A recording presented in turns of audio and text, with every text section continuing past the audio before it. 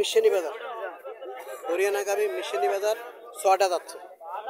বাছুরটা সার বাছুর 6টা যাচ্ছে হরিয়ানা গাবি চলেন মালিকের সাথে কথাবার্তা বলে দরদাম করবে জানার চেষ্টা করি মোটামুটি তলাও ঠিক আছে চারটা বানও ঠিক আছে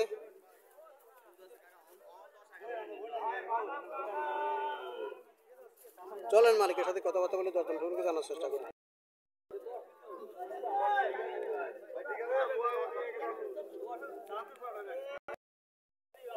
দুধ কত পাবো সকালে সকালে 11 বিকেলে 7 দুই বেলা 18 কেজি